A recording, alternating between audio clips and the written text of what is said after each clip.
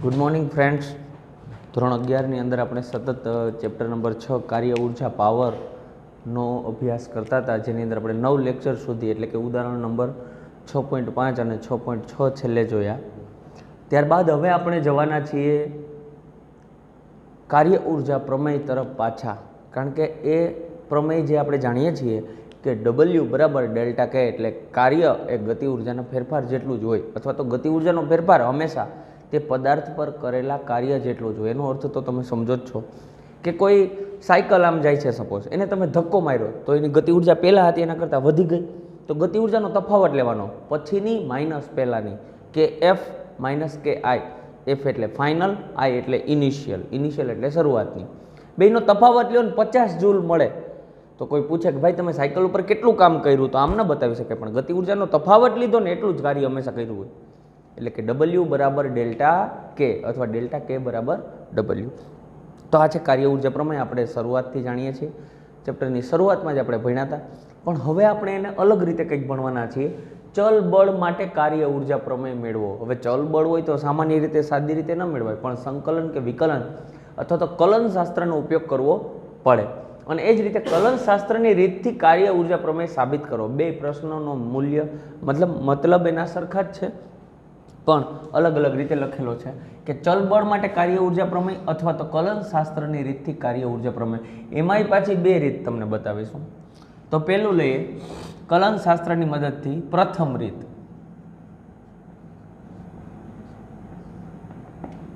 પહેલા આપણે જાણીએ છીએ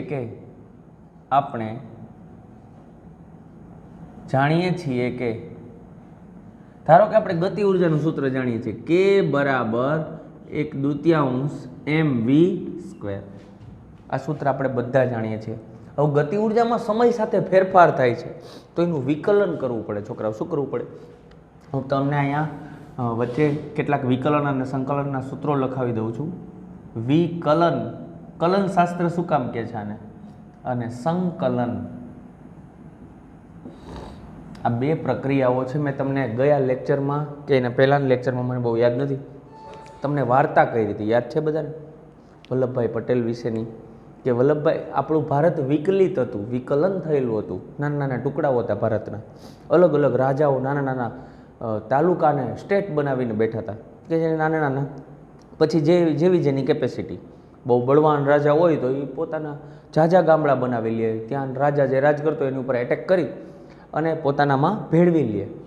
પણ વલ્લભભાઈ પટેલે શું કર્યું? આખા સમગ્ર ભારતના જે ટુકડાઓ હતા એનું અખંડ ભારત બનાવ્યું, અને વિકલન થયેલું હતું એનું શું કર્યું? સંકલન કર્યું. તો વિકલનની પ્રક્રિયાઓ કેવી છે? d/dx આવી રીતે લખાય. ધારો કે x⁻n, xનું x સાપેક્ષ વિકલન, એટલે આમાંથી જે ઘાત હોય આગળ આવી જાય અને જેટલી ઘાત હોય એમાંથી 1 આંકડો ઘટે, અને કહેવાય વિકલન. ટુકડો કર્યો એટલે ઘટાડો થયો એટલે માઇનસ. આનું જ એક ઉદાહરણ આપું. દાખલા તરીકે આ પહેલું સૂત્ર, d/dx, x ની 3 ઘાત, તો આમ થઈ જાય છોકરાઓ, 3 આગળ આવી જાય, x ઉપર જેટલા હોય એમાંથી 1 ઘાત ઘટે એટલે કે 3x². ખબર પડે છે બધાને? હજી એક ઉદાહરણ આપો આની અંદર, d/dx x², તો શું થઈ જાય? ખાલી 2 આગળ આવી જાય, જેટલી ઘાત હોય એમાંથી 1 ઘટે, ફાઇનલ જવાબ આવે 2x. ચાલો, d/dx સાવ નવું જ, અલગ. 1/x નું વિકલન ખાલી જગ્યા થાય. શું થાય? તો કે 1/x પહેલાં ક્યાં આવે? d/dx ઉપર આવે તો x ની -1 ઘાત થાય કે નહીં? હવે આનું વિકલન કરો, -1 આગળ, જેટલી ઘાત હોય એમાંથી 1 ઘટે. ઓલરેડી -1 હતી ને એમાંથી માઇનસ ઘટી, તો x ની -2 ઘાત. -2 ઘાતને નીચે લ્યો તો -1/x². આમ 1/x નું વિકલન શું થાય? સીધું -1/x² થાય. સમજાય છે બધાને? તો આ વિકલનના કેટલાક સૂત્રો છે જે જરૂરી છે, આપણે એટલા જ આપણે આપ્યા છે. હજી તો d/dx cos x નું, sin x નું લઈએ. પહેલાં sin x નું વિકલન cos x થાય. d/dx cos x નું વિકલન થાય -sin x. આ બધી વાતો છે હજી છોકરાઓ. અહીંયા થીટા હોય અને અહીંયા પણ થીટા હોય તો અહીંયા પણ થીટા આવે. સમજી ગયા ને તમે? d/d થીટા કોસ થીટા એટલે ગમે એની સાપેક્ષ થાય એવું નથી. વિકલન ગમે તેની સાપેક્ષ કરી શકાય. ક્યારેક સમયની સાપેક્ષ કરશું, ક્યારેક થીટા, ક્યારેક એક્સ, જેવી જરૂર. એવી જ રીતે સંકલનનું બેઝિક સૂત્ર, આ બેઝિક સૂત્ર છે. અત્યારે આટલું સ્ટેપ બાય સ્ટેપ જવાય. એકારે આગળ તમને 10-12 સૂત્ર આપી દઉં તો એ કંઈ કામના નહીં. બરાબર? બેઝિક સૂત્ર સંકલન, જોડવું, બીજું નામ સરવાળો, તોડવું અથવા તો બાદબાકી જેવું જ તોડવું, જોડવું અને તોડવું, ભેગું કરવું, આ ટુકડા કરવા,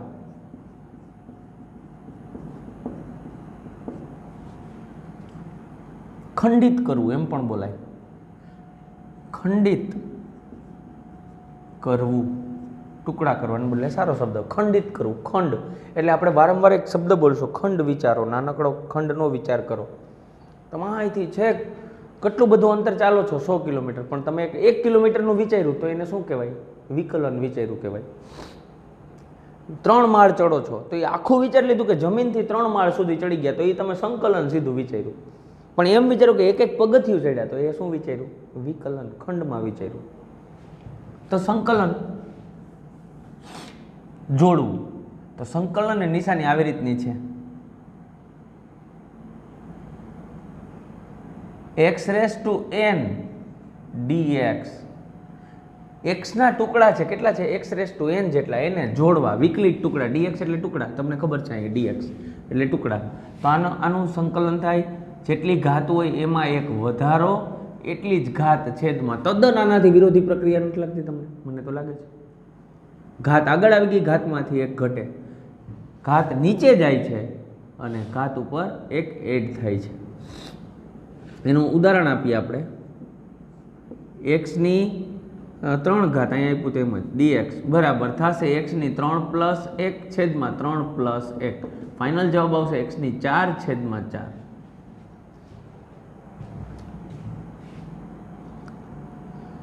સંકલનમાં 1/x નું પાછું log x થાય, એને આપણે યાદ રાખવું નથી. બરાબર? x નું વિકલન શું થાય? એક ઘાત કાંઈ ન હોય તો કેટલી ઘાત હોય? એક તો હોય જ, એટલે થાય x ની 1 + 1 છેદમાં 1 + 1, x²/2. ત્યારબાદ લિમિટનું વિચારીએ આપણે. લિમિટ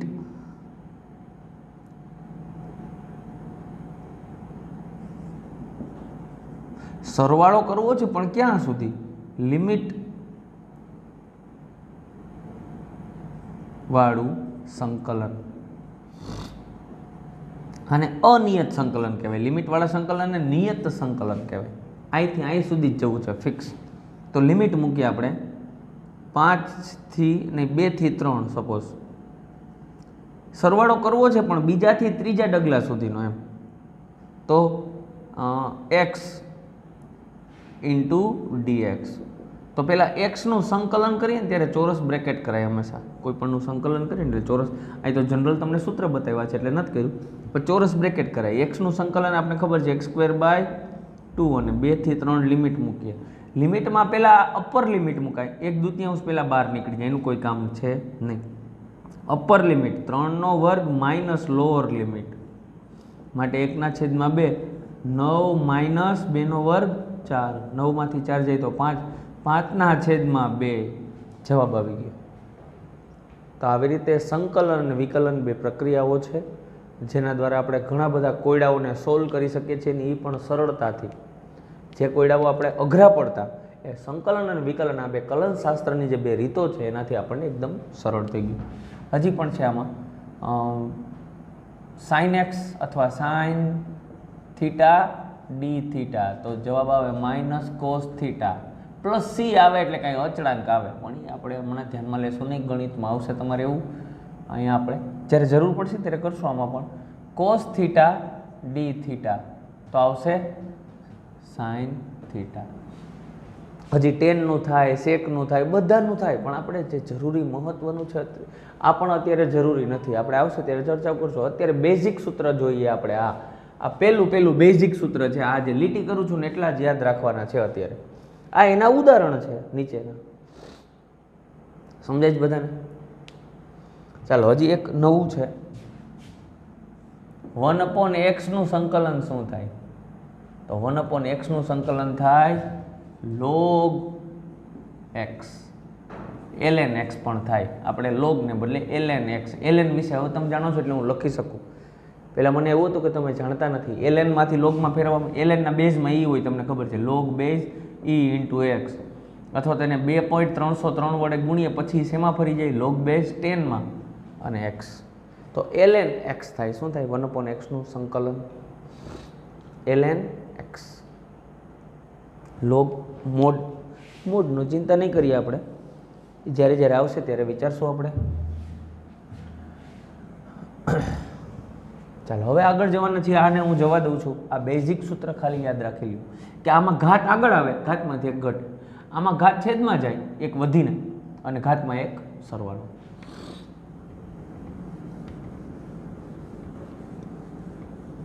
આને કહેવાય કલન શાસ્ત્ર. એટલે કે બે પ્રક્રિયાઓ અંદર આ ખાસ તો આવે, સંકલન અને વિકલન. વિકલન એટલે તોડવું, સંકલન એટલે જોડવું. તો આપણે એમ થાય કે સાહેબ તોડવાની વાત શું કામ કરીએ આપણે નેગેટિવ, જોડવાની જ વાત વિચારીએ તો. પણ જ્યારે ખૂબ જ મોટું અંતર ને ખૂબ જ મોટી વસ્તુ વિચારવાની હોય ત્યારે જોઈને ટુકડામાં વિચારીએ તો આપણને ખૂબ સરળ પડે. એટલે વિકલન પણ જરૂરી છે એટલું જ. અને ત્યારબાદ ટોટલ સરવાળો કરવાનો કે નાનો ટુકડો આપીને, તો આપણે એને જોડી શકીએ અને સંકલન આવે. એટલે બંને ક્રિયાઓ જરૂરી છે. હવે આપણે જાણીએ છીએ કે k બરાબર 1/mv² થાય. ગતિ ઉર્જાનું સૂત્ર આપણી પાસે છે. t સાપેક્ષ જો ગતિ ઉર્જા t સાપેક્ષ બદલાતી હોય તો k નું t સાપેક્ષ વિકલન કરતા ગતિ ઉર્જાને તોડીએ આપણે તો dk/dt. તો અહીંયા પણ 1/2 આમ કરી નાખીએ. પહેલાં સ્ટેપ વધારીએ તમારા માટે. d/dt 1/2 mv². ચાલો આગળ જઈએ. dk/dt ઇઝ ઇક્વલ ટુ 1/2 બહાર આવી જાય, દળ પણ અચળ એ પણ બહાર આવી જાય, વધે ખાલી d/dt અને v². તમે હમણાં જ ભણ્યા v² નું વિકલન થાય, અથવા તો x² નું વિકલન આપણે શું કરતા હતા? એક ઘાત આગળ આવી જાય, ઘાતમાંથી એક ઘટે. આગળ જોઈએ. dk/dt is equal two m/2 v² નું વિકલન થાય 2v, કારણ કે ઘાત આગળ આવી જાય. એક સ્ટેપ તમારા માટે વધારવું તો 2v ઉપરથી 2 - 1. છોકરાઓ હજી તમે કોનું વિકલન કર્યું? તો કે v નું કર્યું, v² નું કર્યું, v નું નથી કર્યું. સમજો બરાબર. v² અને v માં ફેર છે ને, x² અને x માં ફેર કે નહીં? તો મેં વિકલન પહેલા કર્યું એ કોનું કર્યું? v² નું. હજી મારે કોનું કરવાનું બાકી? v નું કરવાનું બાકી. ટુકડો એટલો કરવાનો કે ભાંગીને ભૂકો થઈ જવો જોઈએ. આનું વિકલન કરવાનો અર્થ શું થયો? આ પેનનું વિકલન કરો એનો અર્થ 2 ટુકડા કરી નાખ્યા. તમે કહો સાહેબ વિકલન થઈ ગયું. એમ નહીં, હજી આ જે નાનો ટુકડો છે એનો પણ તોડો, આ જે નાનો ટુકડો છે એને પણ ક્યાં સુધી તોડો? ભાંગીને ભૂક્કો થઈ જાય ત્યાં સુધી તોડો. એને કહેવાય વિકલન. v² નું આટલું થાય અને v નું થાય dv/dt. આગળ જઈએ. માટે dk/dt બરાબર 2 કેન્સલ થઈ જાય. m v ઉપર 2 - 1 એટલે ખાલી v અને dv/dt. છોકરા dv/dt એટલે કંઈક થાય. શું થાય કયો જી મને? ત્રીજા ચેપ્ટરમાં તમે ભણી ચૂક્યા છો. સુરેખ પથ પર ગતિમાં પ્રવેગ 100% ભણી ગયા છો, મને વિશ્વાસ છે. એટલે આ થાય a. કારણ લખું છું, a બરાબર થાય વેગનું સમય સાપેક્ષ વિકલન. અને ma એટલે પણ કંઈક થાય. તથા ન્યૂટનના બીજા નિયમ પરથી, કે અમે સાહેબ હજી નથી ભણ્યા, 5મા ચેપ્ટરમાં આવે, 9મા ધોરણમાં ભણી ગયા તમે, જૂની વાતો છે બધી. ન્યૂટનના બીજા નિયમ પરથી, એટલું તો યાદ હોય ને આપણે. ન્યૂટનનો બીજો નિયમ યાદ ન હોય તો કાંઈ નહીં, પણ સૂત્ર તો યાદ હોય. નિયમ પરથી F = ma થાય. એટલે એ વાતો પણ આપણે અહીંયા નોંધી શકીએ અને લખી શકીએ. માટે ડીકે બાય ડીટી બરાબર એમ એ ઇન્ટુ વી, અથવા તો એમ એ બરાબર શું થઈ જાય, એફ ઇન્ટુ વી.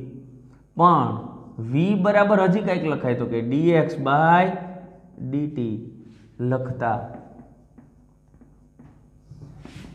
તો ડીકે બાય ડીટી બરાબર એફ ડીએક્સ બાય ડીટી.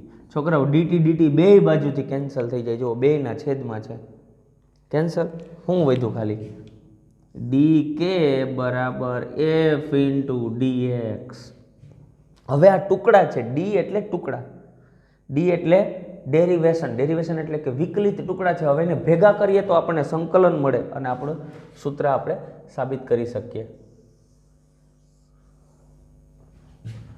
બંને બાજુ સંકલન કરતા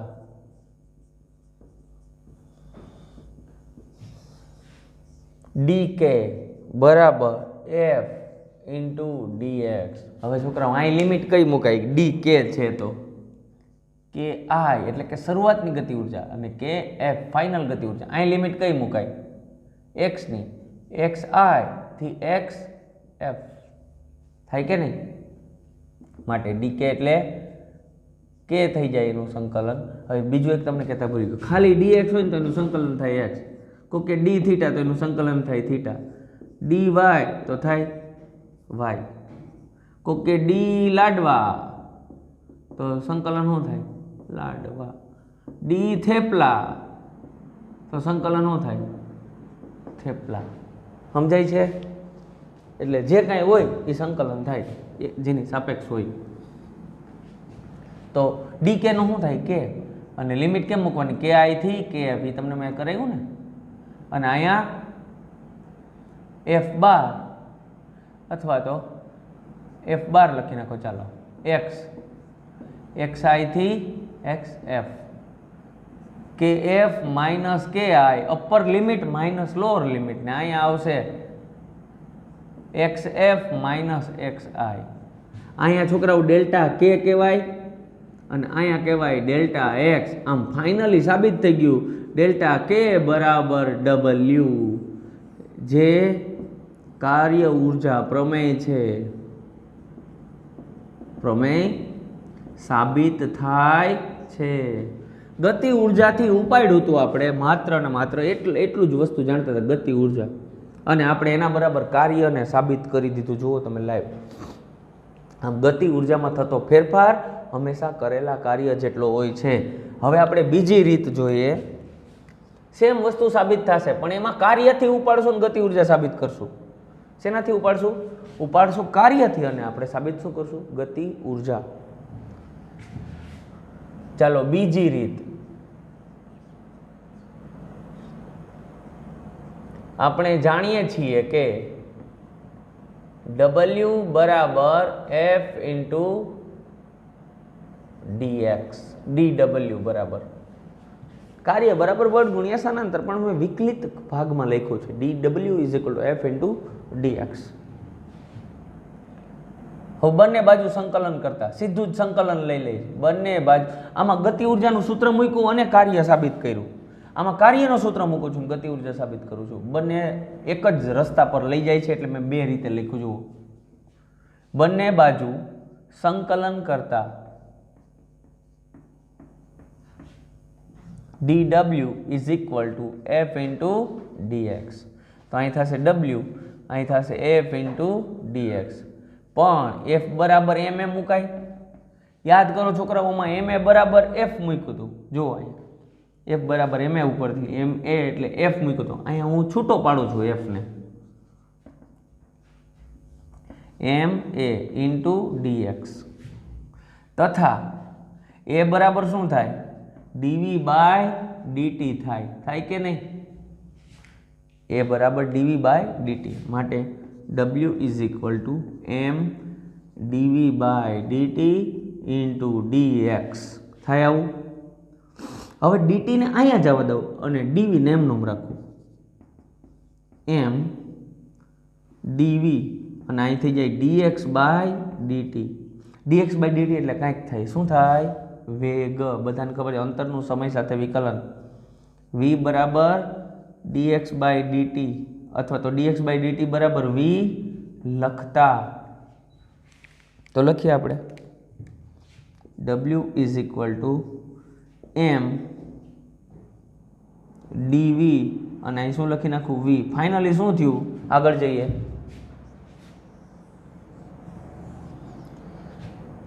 w is equal two mv dv. છોકરા હવે લિમિટ મૂકી છે, અહીં સુધી લિમિટ નહોતી મૂકી કારણ કે નક્કી જ નહોતું થતું કોની લિમિટ મૂકવી. જોવો અહીંયા 3 વિકલિત ખંડ દેખાય, હવે સ્પષ્ટ થઈ ગયું. dv વેગનો વિકલિત ખંડ એટલે vi થી vf એટલે કે અંતિમ વેગ ને પ્રારંભિક વેગ લખતા w બરાબર m બહાર નીકળી જાય, ખાલી વધે v ઇન્ટુ dv અને અહીં આવશે vi અને અહીં આવશે vf. m v નું વિકલન બધાને ખબર છે જેટલી ઘાત હોય એમાં એક વધારો, એક ઘાત હોય તો 2 ઘાત થઈ ગઈ, એટલી જ ઘાત છેદમાં અને vi થી vf માટે w is equal to m by 2. 2 ને બહાર કાઢ લઉં છું અને v ઉપર લિમિટ મુકાય છે હવે vf square minus upper limit minus lower limit vi square. w is equal to 1/2 m vf square minus 1/2 m vi square. m by 2 ને બંને સાથે ગુણ્યા, બીજું કાંઈ નથી કર્યું. તો છોકરાઓ મને આ ગતિ ઉર્જા લાગે, તમને શું લાગે છે? kf લાગે છે અને આ શું છે? ki. આમ w બરાબર ડેલ્ટા કે સાબિત થાય છે. કાર્ય ઉર્જા પ્રમેય સાબિત થઈ ગયો. બીજી રીતે, આ પહેલી રીત ગતિ ઉર્જાથી શરૂ કર્યું, એના બરાબર કાર્ય સાબિત કર્યું. અહીંયા કાર્યથી શરૂ કર્યું અને સાબિત કર્યું ગતિ ઉર્જા. આને કહેવાય કાર્ય ઉર્જા પ્રમેય. કલન શાસ્ત્રની રીતે કે પદાર્થ પર કરેલું કાર્ય એટલો જ ગતિ ઉર્જાનો ફેરફાર થાય, અથવા એનાથી ઉલટું બોલો કે પદાર્થની ગતિ ઉર્જામાં થતો ફેરફાર હંમેશા પદાર્થ પર કરેલા કાર્ય બરાબર હોય છે. આ ચેપ્ટરને આપણે અહીંયા સ્ટોપ કરશું. નેક્સ્ટ લેક્ચર નંબર 11 ની અંદર આપણે આગળ વધશું અને જે કંઈ સ્થિતિ ઉર્જા વિશેની માહિતી મેળવશું. અહીં સુધી રાખશું આપણે. Thank you.